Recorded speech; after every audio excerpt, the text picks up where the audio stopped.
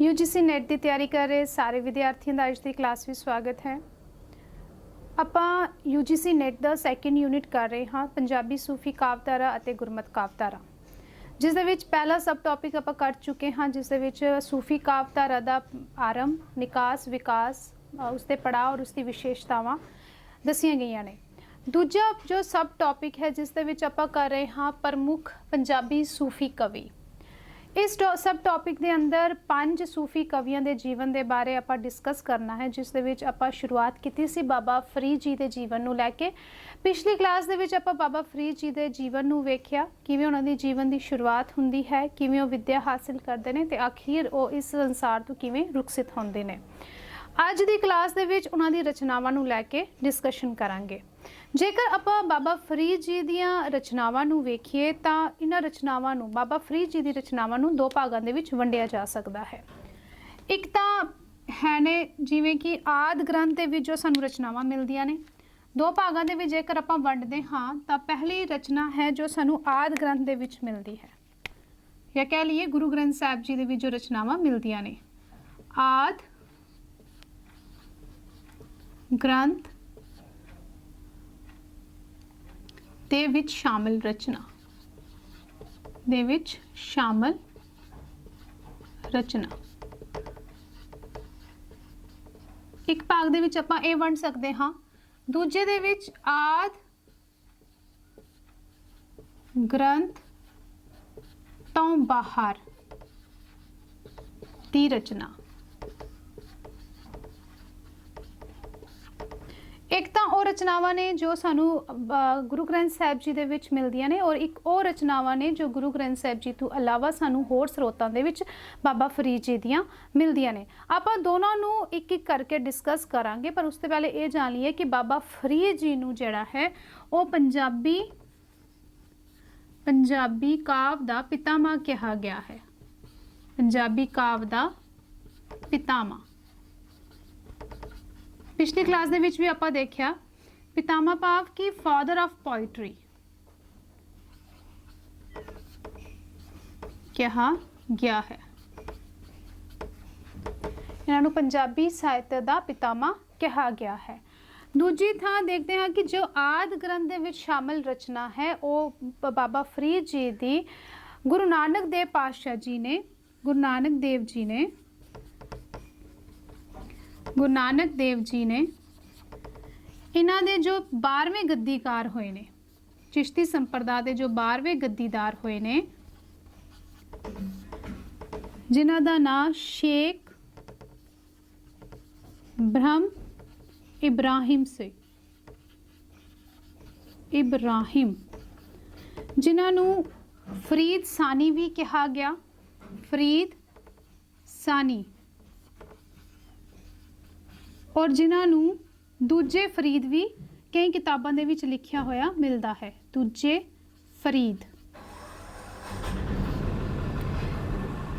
कई नामां तो जो है शेख इब्राहिम नूं, शेख ब्रह्म इब्राहिम नूं कई नामां दे नाल अलग अलग किताबां दे विच लिखिया होया आपां वेखदे हां। जिवें इन्हां नूं शेख ब्रह्म इब्राहिम भी कई किताबां दे विच लिखिया होया मिलदा है।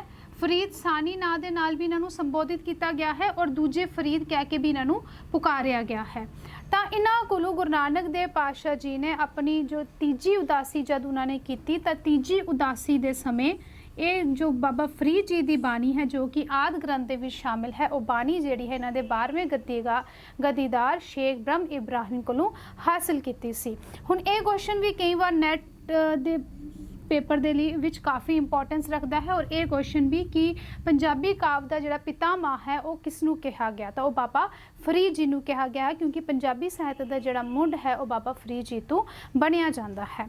तो इस तरह हुण आपां देखना है कि जिहड़ियां ये दोनों तरह दी रचनावां ने कि आदि ग्रंथ दे विच इन्हां दी जिहड़ी रचनावां ने वो किस तरह शामिल कीतियां गईयां ने, ते आदि ग्रंथ तो बाद जिहड़ी रचनावां ने वो सानूं किस तरह दीयां मिलदियां ने। तो शुरुआत करते हाँ कि आदि ग्रंथ दे विच जो रचनावां ने वो किस तरह दी रचनावां सानूं मिलदियां ने। आदि ग्रंथ, क्यों आदि ग्रंथ आपां इसलिए कहा क्योंकि जब बाबा फरीद जी दी बाणी शामिल की गई सी तां उस समय गुरु ग्रंथ साहिब जी नूं आदि ग्रंथ, श्री गुरु आदि ग्रंथ साहिब जी के नाम नाल संबोधित ਸੰਬੋਧਿਤ ਕੀਤਾ ਜਾਂਦਾ ਸੀ, ਕਿਉਂਕਿ ਉਸ ਸਮੇਂ ਗੁਰੂ ਤੇਗ ਬਹਾਦਰ ਪਾਤਸ਼ਾਹ ਜੀ ਦੀ ਬਾਣੀ ਜੋ ਹੈ ਉਹ ਸ਼ਾਮਿਲ नहीं की गई सी। तो गुरु ग्रंथ साहिब जी का जो ना है उस समय जो जब गुरु अर्जन देव पातशाह जी ने बाबा फरीद जी की बाणी नूं गुरु ग्रंथ साहिब जी दे विच शामिल किया, तो उस समय गुरु ग्रंथ साहिब जी नूं श्री गुरु आदि ग्रंथ साहिब जी के नाम दे नाल पुकारिया जाता सी, संबोधित किया जाता सी। तो आपां वेखदे हाँ कि आदि ग्रंथ दे विच शामिल रचना किस तरह की सानू बाबा फरीद जी की मिलती है। तो पहला आपां इसनूं डिस्कस करांगे। जेकर आदि ग्रंथ की गल करिए तो बाबा फरीद जी की जो बाणी है वो सानू दो रूपों दे विच मिलती है। एक रूप जो है वो है शब्द, एक रूप है शब्द, और दूजा रूप जो है वो है सलोक। दो रूपों दे विच सानू मिलती है। ये जिहड़े दोनों रूप ने ये काफ़ी पुराने रूप ने पंजाबी साहित्य के जेकर कह लीए तो काफ़ी पुराने जिहड़े रूप ने शब्द और सलोक ये सानू मिलते हैं। शब्द और सलोक की हुंदे ने, किस तरह का रूप हुंदा है पंजाबी साहित्य के अंदर, ये किस तरह जिहड़े प्रचलित होए इस उत्ते आपां जिहड़ी क्लास है वो कीती हुई है। जेकर तुसी नहीं देखी तो वो क्लास तुसी जिहड़े UGC नेट यूनिट 1 दे विच जाकर तुसी शब्द और सलोक दे विच आपां क्लास कीती है, उस क्लास नूं देख सकते हो। और ये जिहड़े रूप ये किस तरह का रूप है, किस तरह ये विकसित होया, ये सारिया चीज़ां जिहड़ी उत्थे जाके तुसी जानकारी ले सकते हो। हुण जेकर आपां वेखीए तां शब्द और सलोक दो जिहड़े काव रूप ने जिन्हां दे विच सानू बाबा फरीद जी की बाणी आदि ग्रंथ दे विच मिलती है। जेकर शब्दां की गल करिए तां सानू 4 शब्द बाबा फरीद जी दे मिलते हैं। किन्ने शब्द मिलते हैं? 4 शब्द मिलते हैं, और दोनों अलग अलग रागां दे विच मिलते हैं। एक मिलता है सानू दो शब्द जिहड़े अलग अलग रागां दे विच मिलते हैं। एक शब्द जो मिलता है वो सानू मिलता है राग आसा दे विच, राग आसा दे विच, राग आसा। और दूजा जो शब्द है जो जिहड़े दो होर शब्द ने वो सानू मिलते हैं राग सूही दे विच। ये दोनों राग जिहड़े ने ये सूफियां दे काफ़ी प्रसिद्ध राग रहे ने, सूफियां दे काफ़ी प्रसिद्ध राग रहे ने। ये भी कई बार क्वेश्चन आ जाता है कि सूफी विचारधारा के प्रसिद्ध राग किहड़े सन, तो वो है राग आसा ते राग सूही। तो इन्हां दोनों रागां दे विच जिहड़ा है बाबा फरीद जी की बाणी सानू आदि ग्रंथ दे विच मिलती है। हुण जेकर असी राग आसा दे विच देखीए तो जिहड़ा रूप जिस तरह का सिरलेख गुरु ग्रंथ साहिब जी दे विच दिता गया है वो सिरलेख है आसा, आसा, शेख, फरीद,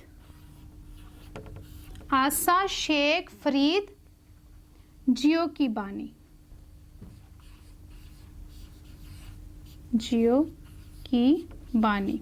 इस तरह का सिरलेख जो है सानू गुरु ग्रंथ साहिब जी दे विच मिलता है। राग आसा दे विच जो बानी दर्ज है उस बानी दे उत्ते जो सिरलेख दिता गया है, गुरु अर्जन देव पातशाह जी ने जो सिरलेख दिता है वो सिरलेख है आसा, शेख, फरीद, जियो की बानी। इस सिरलेख दे नाल जिहड़ी बानी है वो गुरु ग्रंथ साहिब जी दे विच शामिल की गई है। पर जब असी राग सूही की गल करते हाँ तो राग सूही दे विच जो सिरलेख गुरु अर्जन देव पातशाह जी ने दिता वो है राग सूही, राग सूही, राग सूही, बानी, बानी, शेख, उत्थे बिंदी नहीं लगी हुई, बिंदी नहीं लगी हुई उत्थे, शेख फरीद जी की, फरीद जी की।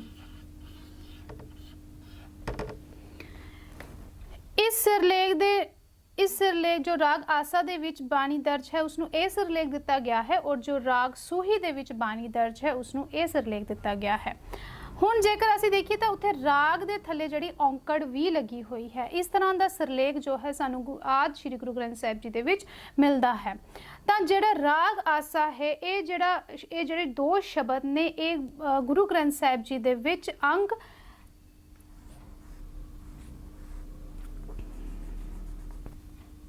488 ते ने, 488 अंक ते ये सुशोभित ने। ਇਹ ਦੋ ਸ਼ਬਦ ਜਿਹੜੇ ਨੇ 488 ਅੰਕ ਤੇ ਸੁਸ਼ੋਭਿਤ ਨੇ। ਹੁਣ ਜੇਕਰ ਰਾਗ ਸੂਹੀ ਦੀ ਗੱਲ ਕਰੀਏ ਤਾਂ ਇਹ ਜੋ ਬਾਣੀ ਹੈ ਇਹ 794 अंक ते सुशोभित है। 794 अंक ते। ਤਾਂ ਇਸ ਤਰ੍ਹਾਂ ਸਾਨੂੰ ਬਾਬਾ ਫਰੀਦ ਜੀ ਦੇ 4 ਸ਼ਬਦ ਮਿਲਦੇ ਨੇ, 2 ਸ਼ਬਦ ਰਾਗ ਆਸਾ ਦੇ ਵਿੱਚ ਔਰ 2 ਸ਼ਬਦ ਰਾਗ ਸੂਹੀ ਦੇ ਵਿੱਚ। ਹੁਣ ਉਹਨਾਂ ਸ਼ਬਦਾਂ ਨੂੰ ਗੁਰੂ ਗ੍ਰੰਥ ਸਾਹਿਬ ਜੀ ਦੇ ਵਿੱਚ ਕਿਸ ਸਿਰਲੇਖ ਦੇ ਸਿਰਲੇਖ ਦੇ ਥੱਲੇ ਦਰਜ ਕੀਤਾ ਗਿਆ ਹੈ, ਉਹ ਸਿਰਲੇਖ ਨੇ ਆਸਾ ਸ਼ੇਖ ਫਰੀਦ ਜੀ ਕੀ ਬਾਣੀ और राग सूही बानी शेख फरीद जी की। ਤਾਂ ਇਹ ਤੁਸੀਂ ਟੇਕ ਡਾਊਨ ਕਰ ਲਓ ਕਿਉਂਕਿ we have very less space. ਤੁਸੀਂ ਸਕਰੀਨਸ਼ਾਟ ਵੀ ਲੈ ਸਕਦੇ ਹੋ, ਸਕਰੀਨਸ਼ਾਟ ਲੈ ਕੇ ਰੱਖ ਲਓ। ਹੁਣ ਆਪਾਂ ਵੇਖਣਾ ਹੈ ਕਿ ਆਸਾ ਰਾਗ ਦੇ ਵਿੱਚ ਜਿਹੜੇ ਸ਼ਬਦ ਨੇ ਉਹ ਕਿਹੜੇ 2 ਸ਼ਬਦ ਨੇ ਜੋ ਗੁਰੂ ਗ੍ਰੰਥ ਸਾਹਿਬ ਜੀ ਦੇ ਵਿੱਚ ਬਾਬਾ ਫਰੀਦ ਜੀ ਦੇ ਸਾਨੂੰ ਮਿਲਦੇ ਨੇ, ਔਰ ਰਾਗ ਸੂਹੀ ਦੇ ਵਿੱਚ ਕਿਹੜੇ ਸ਼ਬਦ ਨੇ। ਤਾਂ ਆਪਾਂ ਜਿਹੜੇ ਸ਼ਬਦਾਂ ਦੀ ਪਹਿਲੀ ਪੰਕਤੀ ਹੈ ਉਹ ਵੀ ਟੇਕ ਡਾਊਨ ਕਰ ਲਈਏ, ਕਿਉਂਕਿ ਜਦ ਰਚਨਾਵਾਂ ਦੀ ਗੱਲ ਆਉਂਦੀ ਹੈ ਤਾਂ ਸਾਨੂੰ ਨਾਲ ਜਿਹੜਾ ਰਚਨਾਵਾਂ ਨੇ ਉਹਨਾਂ ਦੀਆਂ ਪੰਕਤੀਆਂ ਵੀ ਲਿਖਣੀਆਂ ਪੈਂਦੀਆਂ ਨੇ। ਭਾਵੇਂ ਤਾਂ ਇਹ UGC ਨੈਟ ਦੇ ਵਿੱਚ ਕਈ ਵਾਰ ਆ ਵੀ ਸਕਦਾ ਹੈ ਸ਼ਬਦ ਦਿੱਤਾ ਹੋਵੇ ਕਿ ਇਹ ਸ਼ਬਦ ਕਿਸ ਦਾ ਹੈ, ਤਾਂ ਥੱਲੇ ਜਿਹੜੇ ਨੇ ਫਕੀਰਾਂ ਦੇ ਨਾਂ ਦਿੱਤੇ ਹੋਣ ਤਾਂ ਆਪਾਂ ਅਗਰ ਸ਼ਬਦ ਪਤਾ ਹੈ ਤਾਂ ਆਪਾਂ ਉੱਥੇ ਟਿਕ ਕਰ ਸਕਦੇ ਹਾਂ। ਪਰ ਕਈ ਵਾਰ ਜਦ ਆਪਾਂ ਸਬਜੈਕਟਿਵ ਪੇਪਰ ਕਰਦੇ ਹਾਂ, ਮੋਸਟਲੀ ਸਬਜੈਕਟਿਵ ਪੇਪਰ ਦੇ ਲਈ ਇਹ ਬਹੁਤ ਜ਼ਰੂਰੀ ਹੈ ਕਿ ਜਦ ਆਪਾਂ ਕਿਸੇ ਦੀ ਰਚਨਾਵਾਂ ਲਿਖ ਰਹੇ ਹਾਂ ਤਾਂ ਉਹਨਾਂ ਦੇ ਨਾਲ ਉਹਨਾਂ ਦੀਆਂ ਰਚਨਾਵਾਂ ਦਾ ਜੋ ਰੂਪ ਹੈ, ਜੋ ਪੰਕਤੀਆਂ ਨੇ ਉਹ ਵੀ ਲਿਖੀਏ, ਤਾਂ ਕਿ ਉਸ ਦੇ ਨਾਲ ਜਿਹੜੇ ਸਾਡੇ ਮਾਰਕਸ ਨੇ ਉਹ ਫਿਰ ਚੰਗੇ ਆਉਂਦੇ ਨੇ। ਤਾਂ ਰਾਗ ਆਸਾ ਦੇ ਵਿੱਚ ਇਹ ਹੈ। ਹੁਣ ਆਪਾਂ ਦੇਖਦੇ ਹਾਂ ਕਿ ਰਾਗ ਆਸਾ ਔਰ ਰਾਗ ਸੂਹੀ ਦੇ ਵਿੱਚ ਕਿਹੜੇ 2 ਸ਼ਬਦ ਜਿਹੜੇ ਬਾਬਾ ਫਰੀਦ ਜੀ ਦੇ ਦਰਜ ਨੇ। ਹੁਣ ਜੇਕਰ ਰਾਗ ਆਸਾ ਦੀ ਗੱਲ ਕਰੀਏ, ਰਾਗ ਆਸਾ, ਤਾਂ ਰਾਗ ਆਸਾ ਦੇ ਵਿੱਚ ਬਾਬਾ ਫਰੀਦ ਜੀ ਦੇ 2 ਸ਼ਬਦ ਦਰਜ ਨੇ। ਪਹਿਲਾ ਹੈ ਦਿਲੋਂ ਮੁਹੱਬਤ ਜਿਨ ਸੇ ਹੀ ਸੱਚਿਆ। दिलों मोहब्बत, मोहब्बत जिन से सच्चिया।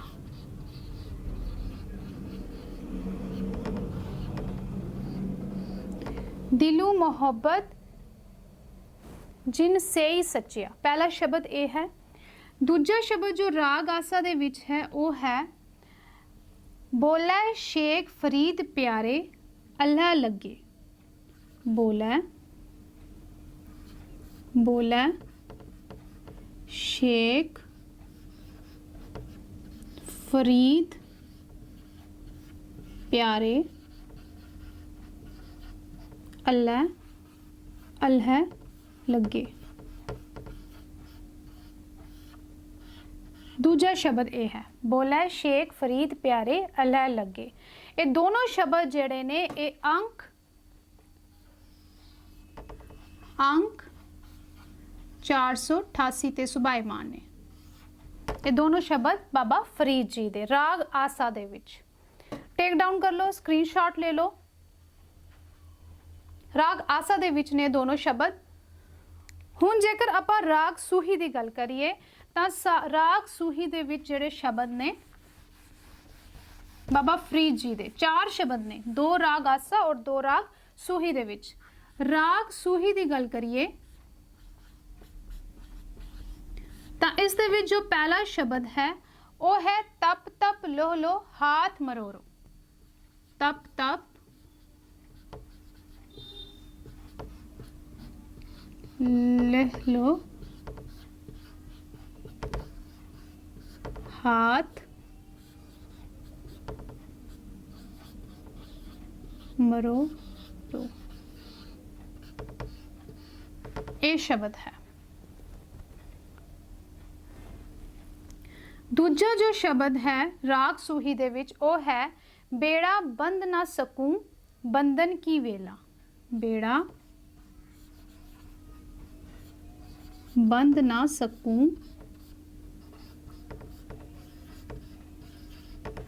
बेड़ा बंद ना सकूं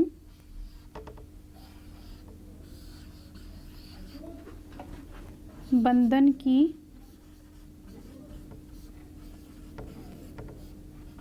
वेला, बेला नहीं है इत्थे, वेला है, वेला।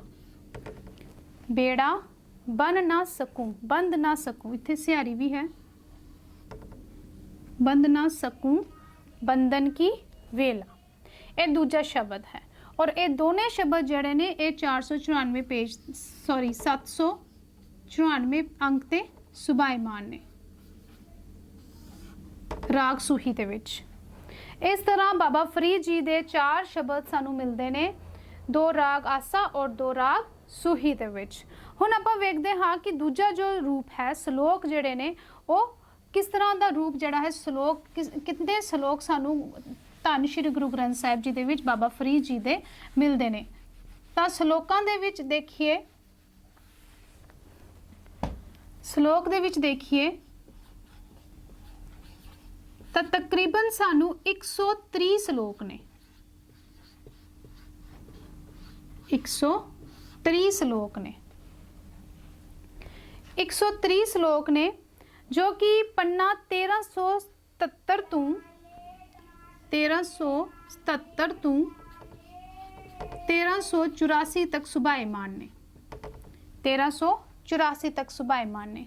हुण इस दे विच अगर 130 जिहड़े श्लोक ने बाबा फरीद जी दे श्लोकां दे ना सिरलेख हेठ दर्ज ने, पर इस दे विच जद आपां वेखदे हां तां 130 विचों 112 ही श्लोक बाबा फरीद जी दे ने, 112 श्लोक बाबा फरीद जी दे ने, फरीद जी दे ने, जिस दे विच सानू 4 जिहड़े श्लोक ने, 4 श्लोक गुरु नानक पातशाह जी दे ने, गुरु नानक पातशाह जी दे अंकित किते ने गुरु अर्जन देव जी ने। 4 श्लोकां दे बाद जिहड़े 8 श्लोक ने वो गुरु अर्जन देव पातशाह जी दे ने, 8 श्लोक गुरु अर्जन देव पातशाह जी दे ने।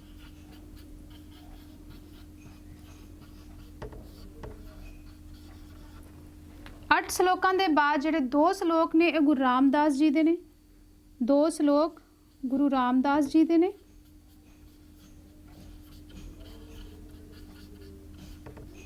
जी दे, और 2 श्लोकां दे बाद जिहड़े 4 श्लोक ने गुरु अमरदास जी पातशाह जी दे ने, गुरु अमरदास जी दे।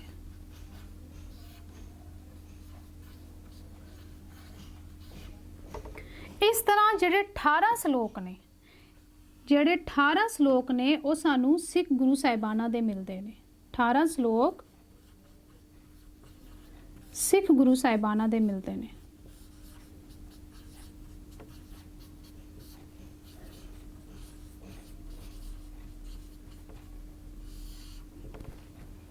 एक 130 श्लोकां दे नाल जिहड़ा है बाबा फरीद जी दे श्लोकां दे अंतर्गत जिहड़ी बाणी है आदि ग्रंथ दे विच शामिल की गई है, जो कि अंक 1377 तो लेके 1384 तक है।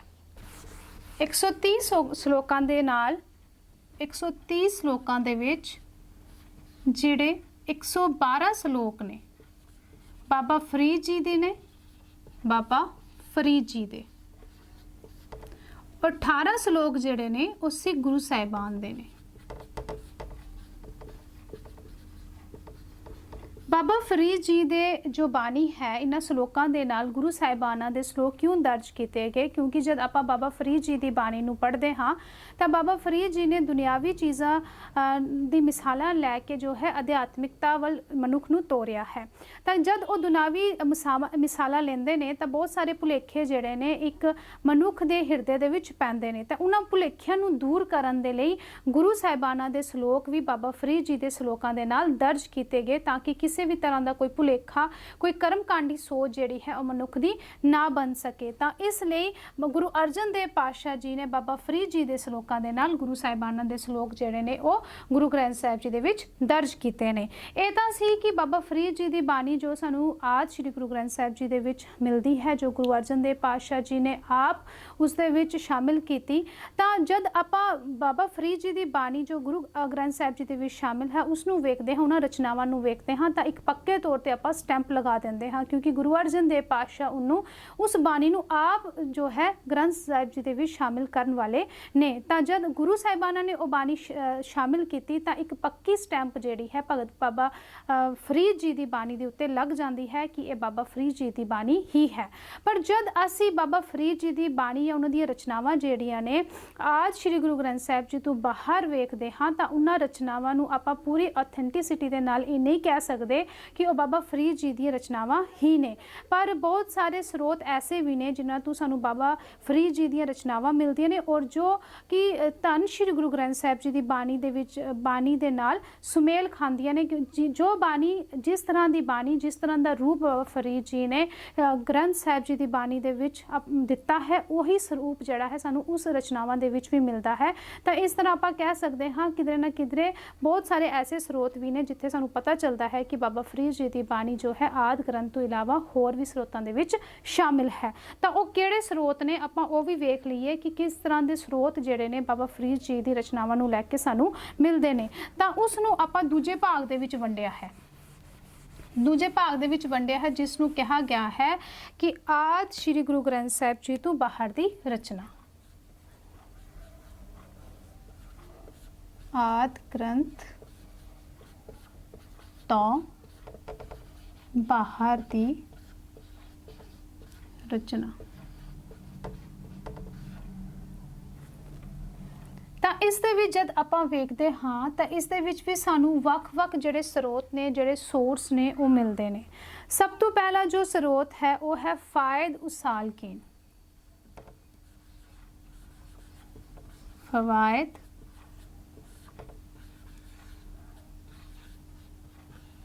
ਉਸਾਲਕੀਨ ਇਹ ਇੱਕ ਸੋਰਸ ਹੈ, ਇੱਕ ਸਰੋਤ ਹੈ ਜੋ ਸਾਨੂੰ ਮਿਲਦਾ ਹੈ और कहा जाता है कि बाबा फरीद जी ने ये जड़ा सोर्स है इस दे विच जिहड़ी रचनावां ने वो बाबा फरीद जी ने आप लिखियां ने। क्योंकि जेकर आपां इस सोर्स की गल करिए इस नां की गल करिए तो इसका जो मतलब है फवायद उसालकीन का जो मतलब है वो है धर्म की राह उत्ते तुरन वाला। इसका जो मतलब है मीनस इसका मतलब है धर्म की राह उत्ते तुरन वाला।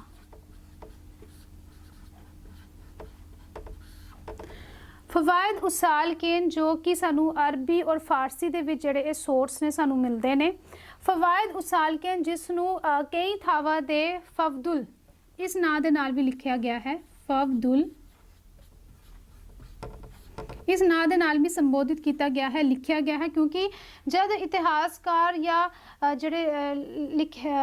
जो लिखारी ने जब वो लिखते हैं तो वो कई बार लिखण दे विच स्पैलिंग्स दे विच वो जिहड़ा उन्होंने वखरा ही रूप दे देंदे ने। तो कई थावां ते कई बुक्स दे विच इस नां दे नाल लिखिया गया और कई बुक्स दे विच सानू मिलिया फवदुल सालकीन।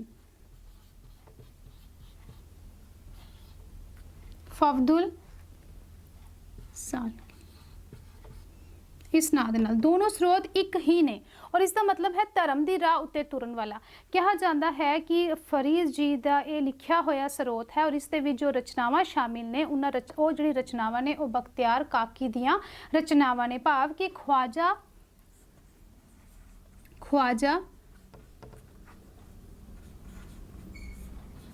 बख्तियार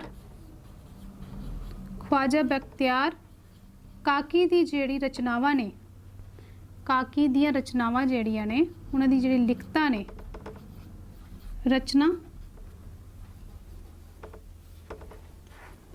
इस स्रोत विच मिलदी है, सानू इस स्रोत विच मिलदी है जो कि बाबा फरीद जी दे मुर्शिद सन।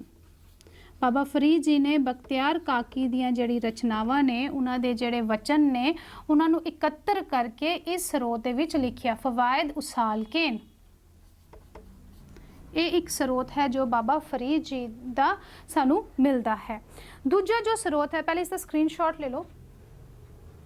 फवायद उसालकीन जिसका मतलब है धर्म की राह उत्ते तुरन वाला।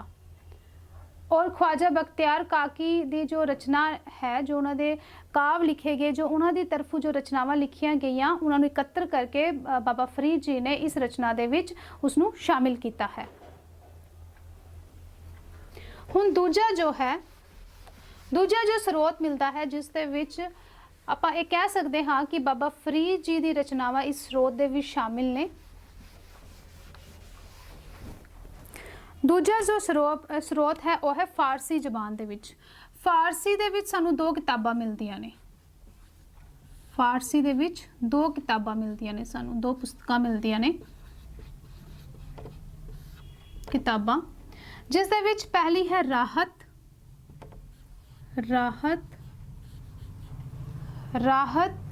ਉਲ ਕਲੂਬ। ਰਾਹਤ ਉਲ ਕਲੂਬ ਨਾਂ ਦਾ ਇੱਕ ਸਰੋਤ ਹੈ, ਇੱਕ ਕਿਤਾਬ ਹੈ, ਜਿਸ ਦਾ ਮਤਲਬ ਹੈ, ਇਸ ਦਾ ਮਤਲਬ ਹੈ ਹਿਰਦਿਆਂ ਦਾ ਸੁਖ ਚੈਨ। ਇਸ ਨਾਂ ਦਾ ਮਤਲਬ ਹੈ ਹਿਰਦਿਆਂ ਦਾ ਸੁਖ ਚੈਨ, ਜਾਂ ਕਹਿ ਲਈਏ ਆਤਮਿਕ ਸ਼ਾਂਤੀ, ਸੁਖ ਚੈਨ, ਇਸ ਦਾ ਮਤਲਬ ਹੈ। ਰਾਹਤ ਉਲ ਕਲੂਬ ਸਾਨੂੰ ਇੱਕ ਹੋਰ ਸਰੋਤ ਮਿਲਦਾ ਹੈ, ਜਿਸ ਇਸ ਪੁਸਤਕ ਦੇ ਵਿੱਚ ਬਾਬਾ ਫਰੀਦ ਜੀ ਦੇ ਬਚਨ ਨੇ, ਬਾਬਾ ਫਰੀਦ ਜੀ ਦੇ ਬਚਨ ਨੇ।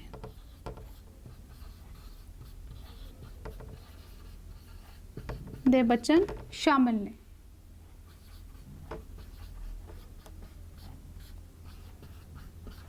ਬਾਬਾ ਫਰੀਦ ਜੀ ਦੇ ਬਚਨ ਸ਼ਾਮਿਲ ਨੇ, ਔਰ ਇਹ ਉਹਨਾਂ ਦਾ ਜਿਹੜੇ ਮੁਰੀਦ ਸਨ, ਇਹ ਉਹਨਾਂ ਦੇ ਮੁਰੀਦ ਨਿਜ਼ਾਮੁਦੀਨ, ਜਿਨ੍ਹਾਂ ਨੂੰ ਬਾਬਾ ਫਰੀਦ ਜੀ ਆਪਣੇ ਤੋਂ ਬਾਅਦ ਉੱਤਰਾਧਿਕਾਰੀ ਥਾਪ ਕੇ ਗਏ ਸਨ, ਇਹ ਜਿਹੜਾ ਸਰੋਤ ਹੈ ਇਹ ਉਹਨਾਂ ਦਾ ਲਿਖਿਆ ਹੋਇਆ ਹੈ, ਜਿਸ ਦੇ ਵਿੱਚ ਬਾਬਾ ਫਰੀਦ ਜੀ ਦੇ ਬਚਨ ਸ਼ਾਮਿਲ ਨੇ। ਕਿਸਨੇ ਲਿਖਿਆ ਇਹ ਸਰੋਤ? ਮੁਰੀਦ ਨਿਜ਼ਾਮੁਦੀਨ।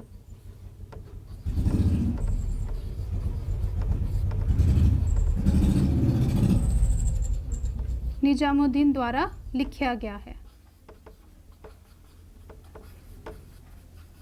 ਜੋ ਕਿ ਬਾਅਦ ਦੇ ਵਿੱਚ ਬਾਬਾ ਫਰੀਦ ਜੀ ਦਾ ਉੱਤਰਾਧਿਕਾਰੀ ਬਣਦਾ ਹੈ। ਹੁਣ ਦੂਜਾ ਜੋ ਸਰੋਤ ਹੈ, ਰਾਹਤ ਉਲ ਕਲੂਬ ਪਹਿਲਾ ਸਰੋਤ ਹੈ ਜੋ ਫਾਰਸੀ ਦੇ ਵਿੱਚ ਹੈ, ਦੋ ਕਿਤਾਬਾਂ ਮਿਲਦੀਆਂ ਨੇ। ਦੂਜਾ ਜੋ ਸਰੋਤ ਹੈ ਉਹ ਹੈ ਇਜ਼ਰਾਰ ਉਲ ਔਲੀਆ। ਇਜ਼ਰਾਰ ਉਲ ਔਲੀਆ, ਇਹ ਦੂਜਾ ਸਰੋਤ ਹੈ। ਇਜ਼ਰਾਰ ਉਲ ਔਲੀਆ ਜੋ ਦੂਜਾ ਸਰੋਤ ਹੈ, ਜੋ ਦੂਜੀ ਕਿਤਾਬ ਹੈ, ਜਿਸ ਦਾ ਮਤਲਬ ਹੈ ਵਲੀ ਲੋਕਾਂ ਦਾ ਚਾਨਣ ਮੁਰਾਰਾ। ਵਲੀ ਲੋਕਾਂ ਦਾ ਚਾਨਣ ਮੁਨਾਰਾ, ਭਾਵ ਕਿ ਅੰਦਰ ਦਾ ਪ੍ਰਕਾਸ਼, ਆਪਣੇ ਆਪ ਦਾ ਪ੍ਰਕਾਸ਼, ਆਪਣੇ ਅੰਦਰ ਦਾ ਉਜਾਲਾ। ਇਜ਼ਰਾਰ ਉਲ ਔਲੀਆ, ਇਹ ਜਿਹੜੀ ਕਿਤਾਬ ਹੈ, ਸਕਰੀਨਸ਼ਾਟ ਲੈ ਲਓ। ਦੂਜਾ ਸਰੋਤ ਹੈ ਇਜ਼ਰਾਰ ਉਲ ਔਲੀਆ, ਜਿਸ ਦਾ ਮਤਲਬ ਹੈ ਵਲੀ ਲੋਕਾਂ ਦਾ ਚਾਨਣ ਮੁਰਾਰਾ। ਹੁਣ ਇਹ ਜਿਹੜਾ ਸਰੋਤ ਹੈ, ਦੂਜਾ ਜੋ ਸਰੋਤ ਹੈ, ਦੂਜਾ ਸਰੋਤ ਇਹਨਾਂ ਦੇ ਜਬ ਪੁੱਤਰ ਹੈ, ਬਾਬਾ ਫਰੀਦ ਜੀ ਦਾ ਜੋ ਪੁੱਤਰ ਹੈ,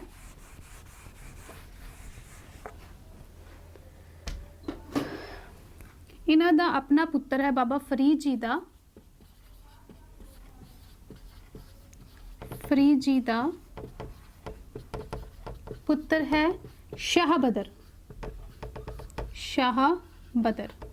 ਸ਼ਾਹ ਬਦਰ ਨੇ ਇਸ ਦੇ ਵਿੱਚ ਬਾਬਾ ਫਰੀਦ ਜੀ ਦੇ ਜਿਹੜੇ ਵਚਨ ਨੇ ਉਹ ਇਕੱਤਰ ਕਰਕੇ ਇਸ ਸਰੋਤ ਨੂੰ ਲਿਖਿਆ ਹੈ। ਇਜ਼ਰਾਰ ਉਲ ਔਲੀਆ ਜੋ ਦੂਸਰੀ ਕਿਤਾਬ ਹੈ ਫਾਰਸੀ ਦੇ ਵਿੱਚ ਮਿਲਦੀ ਹੈ, ਜਿਸ ਨੂੰ ਉਹਨਾਂ ਦੇ ਪੁੱਤਰ ਸ਼ਾਹ ਬਦਰ ਨੇ ਲਿਖਿਆ ਹੈ। ਇਹ ਰਚਨਾ ਜਿਹੜੀ ਹੈ ਸ਼ਾਹ ਬਦਰ ਨੇ ਲਿਖੀ ਹੈ, ਔਰ ਕਿਹਾ ਜਾਂਦਾ ਹੈ ਇਹ ਜਿਹੜੀ ਰਚਨਾ ਹੈ ਇੱਥੇ ਇਹ ਜਿਸ ਦੇ ਵਿੱਚ ਜਿਹੜੇ ਵਿਚਾਰ ਨੇ, ਜਿਹੜੇ ਬਚਨ ਇਸ ਦੇ ਵਿੱਚ ਇਕੱਤਰ ਕੀਤੇ ਗਏ, ਇਹ ਉਹ ਬਚਨ ਨੇ ਜਦ ਹਾਂਸੀ ਦੇ ਵਿਖੇ ਜਦ ਬਾਬਾ ਫਰੀਦ ਜੀ ਨੇ ਡੇਰਾ ਕੀਤਾ, ਕਿਉਂਕਿ ਆਪਾਂ ਵੇਖਿਆ ਕਿ ਕਿਵੇਂ ਉਹ ਜਦ ਮੁਲਤਾਨ ਤੋਂ ਬਾਅਦ ਉਹ ਹਾਂਸੀ ਜਾਂਦੇ ਨੇ।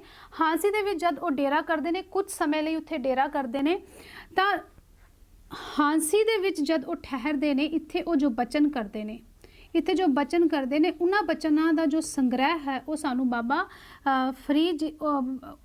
ਫਰੀਦ ਜੀ ਦੇ ਜੋ ਬਚਨਾਂ ਦਾ ਸੰਗ੍ਰਹਿ ਹੈ ਉਹ ਸਾਨੂੰ ਮਿਲਦਾ ਹੈ ਇਜ਼ਰਾਰ ਉਲ ਔਲੀਆ ਕਿਤਾਬ ਦੇ ਵਿੱਚ, ਜੋ ਉਹਨਾਂ ਦੇ ਪੁੱਤਰ ਸ਼ਾਹ ਬਦਰ ਨੇ ਲਿਖੀ ਹੈ।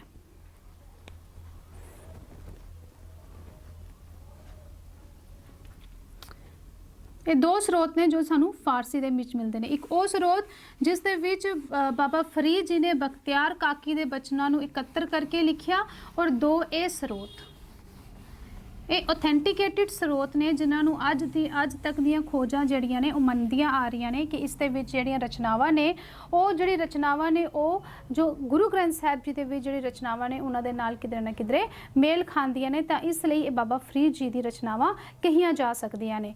ਤਾਂ ਪੰਜਾਬੀ ਦੇ ਵਿੱਚ ਔਰ ਲਹਿੰਦੀ ਭਾਸ਼ਾ ਦੇ ਵਿੱਚ ਜੋ ਹੈ ਬਾਬਾ ਫਰੀਦ ਜੀ ਨੇ ਆਪਣੀਆਂ ਰਚਨਾਵਾਂ ਜਿਹੜੀਆਂ ਲਿਖੀਆਂ। ਕਿਉਂਕਿ ਜਦ ਅਸੀਂ ਪੰਜਾਬੀ ਸਾਹਿਤ ਦੀ ਗੱਲ ਕਰਦੇ ਹਾਂ ਤਾਂ ਪੰਜਾਬੀ ਸਾਹਿਤ ਦਾ ਜੋ ਮੁੰਡ ਹੈ ਉਹ ਲੋਕ ਸਾਹਿਤ ਤੋਂ ਬਣਿਆ ਗਿਆ ਹੈ। ਕਿਉਂਕਿ ਆਮ ਬੋਲੀਆਂ ਦੇ ਵਿੱਚ ਭਾਵੇਂ ਫਰੀਦ ਜੀ ਨੂੰ ਫਾਰਸੀ ਔਰ ਅਰਬੀ ਬਹੁਤ ਚੰਗੀ ਤਰ੍ਹਾਂ ਆਉਂਦੀ ਸੀ, ਉਸ ਦੇ ਵਿੱਚ ਉਹ ਮਾਹਿਰ ਸਨ, ਪਰ ਉਸ ਦੇ ਇਲਾਵਾ ਜਦ ਉਹਨਾਂ ਨੇ ਆਪਣੀਆਂ ਰਚਨਾਵਾਂ ਲਿਖੀਆਂ ਤਾਂ ਉਹ ਲੋਕ ਬੋਲੀ ਦੇ ਵਿੱਚ ਲਿਖੀਆਂ, ਤਾਂ ਕਿ ਜਿਹੜਾ ਉਪਦੇਸ਼ ਹੈ, ਕਿਉਂਕਿ ਜਦ ਵੀ ਆਪਾਂ ਸੂਫੀਆਂ ਨੂੰ ਪੜ੍ਹਦੇ ਆ ਰਹੇ ਹਾਂ, ਵੇਖਦੇ ਹਾਂ ਕਿ ਸੂਫੀਆਂ ਨੇ ਜੋ ਆਪਣੇ ਉਪਦੇਸ਼ ਦਿੱਤੇ ਉਸ ਸਮੇਂ ਦੀ ਪ੍ਰਚਲਿਤ ਬੋਲੀਆਂ ਦੇ ਵਿੱਚ ਦਿੱਤੇ, ਤਾਂ ਕਿ ਉਹਨਾਂ ਦਾ ਜਿਹੜਾ ਉਪਦੇਸ਼ ਹੈ ਉਹ ਆਮ ਲੋਕਾਂ ਦੇ ਹਿਰਦਿਆਂ ਤੱਕ ਪਹੁੰਚ ਸਕੇ। ਤਾਂ ਇਸ ਲਈ ਬਾਬਾ ਫਰੀਦ ਜੀ ਦੀਆਂ ਰਚਨਾਵਾਂ ਜਿਹੜੀਆਂ ਨੇ ਸਾਨੂੰ ਲੋਕ ਬੋਲੀ ਦੇ ਵਿੱਚ ਮਿਲਦੀਆਂ ਨੇ, ਜਾਂ ਕਹਿ ਲਈਏ ਪੰਜਾਬੀ ਦੇ ਵਿੱਚ ਵੀ ਉਹਨਾਂ ਨੇ ਰਚਨਾਵਾਂ ਜਿਹੜੀਆਂ ਨੇ ਉਹ ਲਿਖੀਆਂ ਨੇ, ਭਾਵੇਂ ਉਹ ਅਰਬੀ ਔਰ ਫਾਰਸੀ ਦੇ ਕਾਫੀ ਮਾਹਿਰ ਰਹੇ ਨੇ। ਤਾਂ ਇਸ ਤਰ੍ਹਾਂ ਸਾਨੂੰ ਬਾਬਾ ਫਰੀਦ ਜੀ ਦੀਆਂ ਰਚਨਾਵਾਂ ਮਿਲਦੀਆਂ ਨੇ ਜੋ ਦੋ ਭਾਗਾਂ ਦੇ ਵਿੱਚ ਵੰਡੀਆਂ ਗਈਆਂ ਨੇ, ਆਦਿ ਸ਼੍ਰੀ ਗੁਰੂ ਗ੍ਰੰਥ ਸਾਹਿਬ ਜੀ ਦੇ ਵਿੱਚ ਔਰ ਆਦਿ ਸ਼੍ਰੀ ਗੁਰੂ ਗ੍ਰੰਥ ਸਾਹਿਬ ਜੀ ਤੋਂ ਬਾਹਰ। ਆਦਿ ਸ਼੍ਰੀ ਗੁਰੂ ਗ੍ਰੰਥ ਸਾਹਿਬ ਜੀ ਦੇ ਵਿੱਚ ਸਾਨੂੰ 4 ਸ਼ਬਦ ਔਰ ਸ਼ਲੋਕ ਮਿਲਦੇ ਨੇ, 130 ਸ਼ਲੋਕ ਮਿਲਦੇ ਨੇ। ਉਸ ਦੇ ਬਾਅਦ ਜਦ ਅਸੀਂ ਆਦਿ ਸ਼੍ਰੀ ਗੁਰੂ ਗ੍ਰੰਥ ਸਾਹਿਬ ਜੀ ਤੋਂ ਬਾਹਰ ਰਚਨਾਵਾਂ ਦੇਖਦੇ ਹਾਂ ਤਾਂ ਉਸ ਦੇ ਵਿੱਚ ਸਾਨੂੰ ਜਿਹੜੀਆਂ 3 ਕਿਤਾਬਾਂ ਦਾ ਜੋ ਮੇਨ ਜ਼ਿਕਰ ਹੈ ਆਉਂਦਾ। ਇਸ ਤੋਂ ਇਲਾਵਾ ਵੀ ਬਾਬਾ ਫਰੀਦ ਜੀ ਦੀਆਂ ਜੋ ਸਾਨੂੰ ਸਰੋਤ ਨੇ ਉਹ ਮਿਲਦੇ ਨੇ, ਪਰ ਆਥੈਂਟਿਸਿਟੀ ਆਪਾਂ ਵੇਖੀਏ ਤਾਂ ਬਹੁਤ ਸਾਰੇ ਇਤਿਹਾਸਕਾਰਾਂ ਨੇ ਇਹਨਾਂ ਤਿੰਨਾਂ ਸਰੋਤਾਂ ਨੂੰ ਜਿਹੜੀ ਹੈ ਆਥੈਂਟਿਸਿਟੀ ਦਿੱਤੀ ਹੈ, ਤਾਂ ਆਪਾਂ ਇਸ ਲਈ ਇੱਥੇ ਡਿਸਕਸ ਕੀਤਾ। ਤਾਂ ਇਸ ਤੋਂ ਬਾਅਦ ਅਗਲੀ ਕਲਾਸ ਦੇ ਵਿੱਚ ਵੇਖਾਂਗੇ ਕਿ ਬਾਬਾ ਫਰੀਦ ਜੀ ਜਿਹੜੇ ਨੇ ਉਹ ਇੰਨੇ ਲੋਕਪ੍ਰਿਯ ਕਿਉਂ ਰਹੇ, ਉਹਨਾਂ ਦੀ ਰਚਨਾਵਾਂ ਦੇ ਵਿੱਚ ਕਿਸ ਤਰ੍ਹਾਂ ਦੀ ਸ਼ੈਲੀ ਉਹਨਾਂ ਨੇ ਵਰਤੀ ਔਰ ਕਿਸ ਤਰ੍ਹਾਂ ਦੀ ਭਾਸ਼ਾਵਾਂ ਉਹਨਾਂ ਦੀਆਂ ਰਚਨਾਵਾਂ ਦੇ ਵਿੱਚ ਸਾਨੂੰ ਮਿਲਦੀਆਂ ਨੇ। ਤਾਂ ਅੱਗੇ ਚੱਲ ਕੇ ਉਹਨਾਂ ਦਾ ਜੋ ਕਲਾਤਮਕ ਪੱਖ ਹੈ, ਜੋ ਉਹਨਾਂ ਦੇ ਵਿਸ਼ੇ ਨੇ, ਉਹਨਾਂ ਦੇ ਬਾਰੇ ਆਪਾਂ ਡਿਸਕਸ ਕਰਾਂਗੇ। ਅਗਲੀ ਕਲਾਸ ਦੇ ਵਿੱਚ ਉਹਨਾਂ ਨੂੰ ਵਿਚਾਰਾਂਗੇ। ਅੱਜ ਦੀ ਕਲਾਸ ਲਈ ਧੰਨਵਾਦ।